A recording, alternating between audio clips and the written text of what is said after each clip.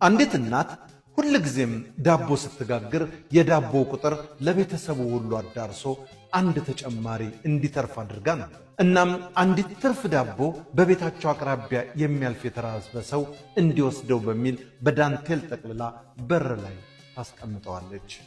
አንድ ጀርባው የጎበጠ ሰውም ዘወትር እየሄደ ዳቦውን ወስዶ ይበላ ነበር። ለብዙ ወራት ያቺ ሴት ዳቦ ማስቀመጧን ሰውየም ወስዶ መብላቱን ቀጠሉ። የሚገርመው ነገር ያ ዳቦውን የሚወስደው ሰው አንድም ቀን ምስጋና አቅርቦላት ስለማያውቅ ሴትየዋ ትበሳጭ ጀመረ። ይባስ ብሎ ሰውየው በማመስገን ፋንታ ሁሉም ሰው የእጁን ያገኛል ማለትን ያዘወትር ነበር። ይሄንን ሲል ሴትየዋ ምን አባቱ ለማለት ፈልጎ ነው እያለች መበሳጨቷ አልቀረም። ይሄ ውለታ ቢስ ማመስገን ሲገባው ጭራሽ የእጇን ይስጣት እያለ ያሟርትብኛል፣ ቆይ ልኩም ባላሳየው እያለች ትዝት ጀመረ። በንዴት ስሜት ውስጥ ሆናም በቀጣዩ ቀን ዳቦ ስታስቀምጥ በውስጡ መርዝ ልትነሰንስበት ትወስናለች። እንዳይነጋ የለም ቀጣዩ ማለዳ ሲመጣ የጋገረችው አንደኛው ዳቦ ውስጥ መርዝ አድርጋበት ልታስቀምጥ ስትል እጇ መንቀጥቀጥ ጀመረ። ራሷን እንደምንም ልታደፋፍር ብትታገልም አልቻለችም። ከዚያም ምን ማድረጌ ነው እያለች ለጥቂት ደቂቃዎች ራሷን ወቀሰች። ወዲያው ከጋገረቻቸው ዳቦዎች መካከል የራሷን ፋንታ አንስታ እንደተለመደው በዳንቴል አድርጋ በሩ ላይ አስቀመጠችው። መርዝ ተደርጎበት የነበረውንም ዳቦም ማንም እንዳይደርስበት ብላ ወስዳ ሽንት ቤት ከተተችው። የዚያን ዕለት የገዛ ቁርሷን ለዚያ ተመጽዋች ስላስረከበች ጾሟን መዋል ግድ ሆኖባት ነበር። እንደዚያው ባዶ ሆዷን እንዳለች ልክ ዘወትር እንደምታደርገው ጸሎት ቤቷ ገብታ ለወንድ ልጇ ጸሎት አደረገች። ልጇ ወደ ጦር ግንባር ከዘመተ ረጅም ዘመን አስቆጥሯል። ፈጣሪ ልጇን በሕይወት ይመልስላትም ዘንድ የእናት አንጀቷ ስፍስፍ እስኪል እያለቀሰች ጸለየች።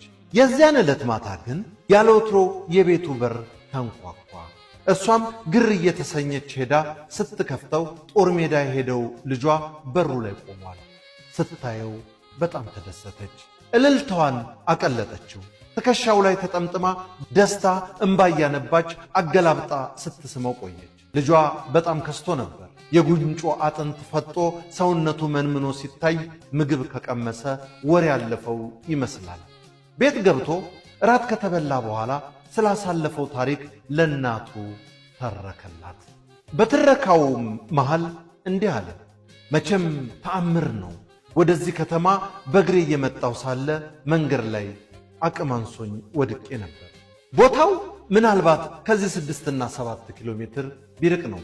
አቅሜን ስገምተው እዚህ ቤት የሚያደርሰኝ መስሎኝ ነበር። ነገር ግን ጥቂት ሲቀረኝ ረሃብ አዝለፍልፎ ጣለኝ። እናም ከጦርነት ተርፌ በረሃብ ስለመሞቴ እርግጠኛ ወደ መሆን ደርሼ ስሸጋገር በድንገት አንድ አልፎ ሄጅ ደረሰልኝ። ጀርባው ላይ ጎበጥ ያለ ደግ ሰው ዳቦ ይዞ መጥቶ ሲያበላኝ ነፍሴ መለስ አለችልኝ። ታዲያ ዳቦን ሲሰጠኝ ምን እንዳለኝ ታውቂያለሽ? እናት እንባዋ በጉንጯ ኮለል ብሎ እየፈሰሰ ምን አለህ ልጄ? እኔ ምን አውቃለሁ፣ አንተው ንገረኝ አለች። ልጁም እንዲህ ሲል መለሰ። በየቀኑ አንድ ዳቦ እየበላሁ ነው የምኖረው። አሁን እንደምታየው እጄ ላይ አንድ ዳቦ ነው ያለው። ግድ የለም ለዛሬ እኔ ሳልበላ ልቅር፣ ጦሜን አድራለሁ። ከኔ የበለጠ ይሄ ዳቦ ላንተ ያስፈልግሃል አለና ቅንጣት ታህል ቅር ሳይለው ሰጠኝ። ይሄው እኔም በሱ ደግነት ከሞት ዳንኩ፣ የእናቴንም ዓይን ለማየት በቃ።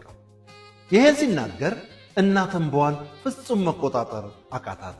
ያ ሰው ሁሉም የእጁን ያገኛል ሲል የተናገረው አሁን ገባት።